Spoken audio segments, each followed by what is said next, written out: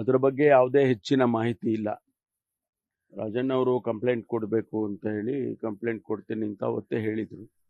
ಇನ್ನುವರೆಗೆ complaint ನನಗೂ ರೆಪ್ರೆಸೆಂಟೇಷನು ಬಂದಿಲ್ಲ. Complaint ಯಾವುದೇ ಪೊಲೀಸ್ ಸ್ಟೇಷನಲ್ಲಿ ಕೂಡ ಕಂಪ್ಲೇಂಟ್ ಆಗಿಲ್ಲ. ಕಂಪ್ಲೇಂಟ್ ಬಂದ ಮೇಲೆ ಒಂದು ಕಾಸ್ ಆಫ್ ಆ್ಯಕ್ಷನ್ ಬೇಕಾಗ್ತದೆ. ಅದಕ್ಕೋಸ್ಕರ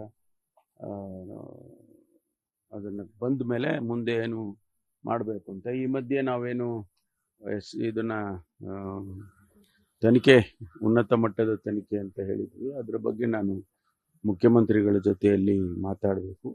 ಮಾತಾಡಿದ ಮೇಲೆ ಯಾವ ರೀತಿ ಮಾಡಬೇಕು ಅನ್ನೋದ್ರ ಬಗ್ಗೆ ಪ್ರಿಲಿಮಿನರಿಯಾಗಿ ಒಂದು ನಾವು ವರ್ಕೌಟ್ ಮಾಡಿದ್ದೇವೆ. ಅದನ್ನು ಅನೌನ್ಸ್ ಮಾಡೋದಕ್ಕೆ ಮುಂಚೆ ಮುಖ್ಯಮಂತ್ರಿಗಳ ಜೊತೆಯಲ್ಲಿ ಮಾತಾಡಿ ಅಲ್ಲ, ಮಾತಾಡೋದಕ್ಕೇನು ದೂರಿಗೂ ಮಾತಾಡೋದಕ್ಕೂ ಏನು ಇದಿಲ್ಲ. ಮಾತಾಡಿಕೊಂಡು ಅವರು ದೂರು ಬಂದ ನಂತರ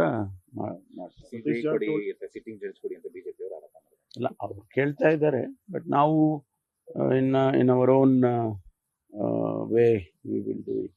ಸರ್ಕಾರ ಸೀರಿಯಸ್ ಆಗಿ ತೆಗೆದುಕೊಂಡಿದೆ ಸರ್. ಹೌದಲ್ವಾ? ಇಷ್ಟು ದೊಡ್ಡ ಘಟನೆ ನಡೆದಿದೆ. ಇಷ್ಟೊಂದು ದೊಡ್ಡ ಒಂದು ರೀತಿಯಲ್ಲಿ ವಿಧಾನಸಭೆಯಲ್ಲಿ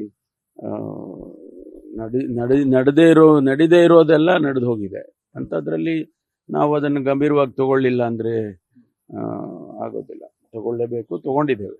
ಸದನದಲ್ಲಿ ಸರ್ ಏಕೈಕ ವಿಚಾರ ಪ್ರಸ್ತಾಪ ಮಾಡೋದಕ್ಕೆ ನಮ್ಮ ವರಿಷ್ಠರು ಕೂಡ ಬೇಜಾರಾಗಿದ್ದಾರೆ. ಇಲ್ಲ, ಅದ್ರ ಬಗ್ಗೆ ನನಗೇನು ಮಾಹಿತಿ ಇಲ್ಲ. ಅದು ಅಧ್ಯಕ್ಷರು ಇದ್ದಾರೆ, ಅವರು ತಿಳಿಸಿರ್ತಾರೆ. ತನಿಖೆ ತಡ ಆದಷ್ಟು ಇದು ಒಂಥರ ಸಾಧ್ಯತೆಗಳಿರುತ್ತೆ ಅನ್ನೋ ಒಂದು ನಿಟ್ಟಿನಲ್ಲಿ ಜಾಸ್ತಿ ಚರ್ಚೆಗಳಾಗ್ತದೆ. ಯಾಕೋ ಬೇಗ ತಗೋತಲ್ಲ,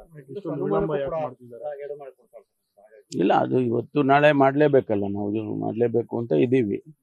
ಅದನ್ನು ಕಂಪ್ಲೇಂಟ್ ಡಿಲೇ ಆಗಿದೆ ಅನ್ನೋ ಕಾರಣಕ್ಕೆ ಅಷ್ಟೇ ಬಿಟ್ಟರೆ, ಇಲ್ಲಾಂದ್ರೆ ನೆನ್ನೆ ಅನೌನ್ಸ್ ಮಾಡ್ತಾ ಇದ್ವಿ. ಎಲ್ಲ ಒಂದ್ ಕಡೆ ಸರ್ 48 ಜನ ಅಂತ ಹೇಳ್ತಿದ್ದಾರೆ. 48 ಜನರ ಹೆಸರಿದೆ, ಅದರಲ್ಲಿ ಚೀಟಿಗಳಿವೆ, ಪೆನ್ ಡ್ರೈವ್ ಇದೆ. ಆ ವಿಚಾರನೂ ತನಿಖೆ ಮಾಡ್ತೀರಾ? ಈಗ ರಾಜಣ್ಣ ಕೇಸ್ ಗೊತ್ತಿಲ್ಲ ನಮಗೆ. ಅವರು 48 ಹೇಳಿದ್ದಾರೆ. ಎಷ್ಟು ಸಂಖ್ಯೆಗಳು ಅವೆಲ್ಲ ನಮಗೇನು ನಾವು ಊಹೆ ಮಾಡೋಕ್ಕಾಗೋದಿಲ್ಲ. ಇಂತಹ ಕೇಸಸ್ ಅಲ್ಲಿ ನಾವೆಲ್ಲ ಸ್ಪೆಕ್ಯುಲೇಷನ್ ಮಾಡೋಕ್ಕಾಗಲ್ಲ. ಸರ್, ಇನ್ನೊಂದು ಪ್ರಮುಖವಾಗಿ ಅಂದ್ರೆ ದೂರು ದಾಖಲಾದಂಗೆ ಒತ್ತಡಗಳನ್ನ ಏರ್ತಾ ಇದ್ದಾರೆ ಅಂತ ಬಿಜೆಪಿ ಅವರ ಆರೋಪ. ಗೃಹ ಸಚಿವರು ಮೇಲೆ ಸಿಎಂ ಮೇಲೆ ಕೂಡ ಒತ್ತಡ ಆಗ್ತಾ ಇದ್ದಾರೆ. ನನಗೆ ಯಾರು ಮಾತಾಡಿಲ್ಲಪ್ಪ, ನನಗೆ ಯಾರು ಮಾತಾಡಿಲ್ಲ. ಹೈಕಮಾಂಡ್ ಮೂಲಕ ಒತ್ತಡ ಆಗ್ತಿದ್ದಾರೆ. ಇಲ್ಲ, ನನಗೆ ಯಾರು ಮಾತಾಡಿಲ್ಲ. ಹೈಕಮಾಂಡ್ನವರು ಮಾತಾಡಿಲ್ಲ, ನಮ್ಮ ಯಾವ ಸ್ನೇಹಿತರು ಮಾತಾಡಿಲ್ಲ, ಮತ್ತೆ ಯಾರೂ ಮಾತಾಡಿಲ್ಲ ವಿಷಯ. ಓಕೆ.